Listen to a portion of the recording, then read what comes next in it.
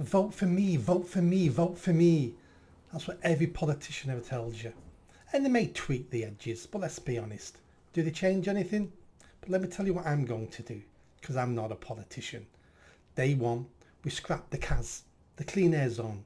Nothing to do with clean air, by the way. It's to do with taxing motorists, getting you off the roads and making money while doing it. We scrap that day one. Then look at the police. Police are failing all over the country. I'm going to change Greater Manchester Police and turn them into a police force. I will have every criminal in Greater Manchester scared stiff of bumping into the police. That's how I want to run the police. I'm tired of all this pink and fluffy nonsense. Criminals have rights. Criminals are victims too, you know. It's their upbringing. They've been persecuted. They're only acting out like this because they're hurting inside. I don't care if they're hurting inside. Part of me says, good. They should be punished, and I want them punished. Rough sleeping. Absolutely disgraceful. 21st century UK, a first world country, and we have people sleeping on the streets. In your town centre, in your city centre. Do you care? You probably don't care, because that's why we have this problem in the first place. You think you care, but you don't care. Our politicians know we don't care. That's why they've never fixed it. They spend millions and billions on it, but that's just to make us think they care, but they don't. Businesses are making a fortune out of our homeless epidemic. But I'm going to be different. I'm going to solve this problem. I'm going to solve it in 1 year.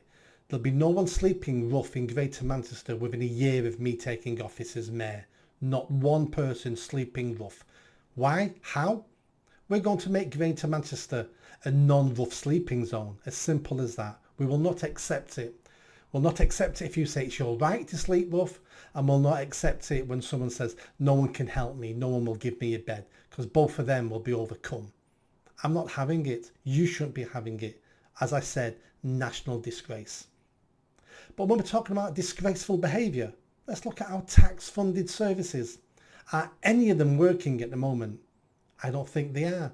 From the police, the NHS, the councils, the local government, none of it seems to be working. It's all crumbling away. Why? Many reasons. First of all, incompetence. We don't hire the right people for the job anymore now. We now hire based on skin colour, sexuality, and all sorts of other representation matters nonsense. I want the best person for the job. And when you get the job, I want managers to start managing. We need to stop this working from home nonsense. We've got people working from home now in the public sector, working from home on a beach in Spain. On a beach in Spain, working from home. They think we're idiots. Do you know what? They may be right.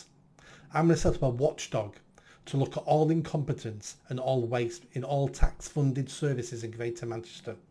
People can phone in, people can email in and tell us what's going on, what they've discovered, and then we'll publish it. That will force people to be better, to treat our money with a little bit more respect through embarrassment.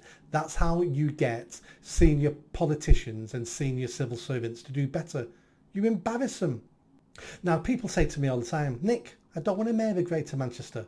I didn't vote for it. No one asked me my opinion. It was forced upon us by Tory government. And you know what? You're correct. It was forced upon us. What I'm going to do is give you a referendum. A bit late, but still better than nothing. I'm going to ask the people of Greater Manchester, do you want a mayor? And if you say no, I'll go to Westminster, we'll get the law changed and we'll get rid of it. If you say yes, then great, we'll continue having a mayor. But please, can you just vote for better people? We need to stop voting for people because they represent a party. I'm red, I'm blue, I'm yellow, I'm a mental green. We need to stop doing that. Start voting for individuals who you can trust, who have got policies, who are giving you a vision of the future you'd like to see. That's how we get there, by someone showing us the way how to get to that utopia, to that dream. Stop voting for colour. Stop voting on tribal lines. That's what's got us into this mess in the first place. And I'll end with a simple one. For all those people out there who don't know the answer to the question, I know the answer. I know what a woman is. Make sure you ask every politician who knocks on your door. It's a great way to decide who's mental, who's an ideologue, or who's just lying to you. Start asking that question and get to the truth. So in May 2024, if you live in Greater Manchester, when you're voting at the mayoral election, think of me. Think Nick Buckley.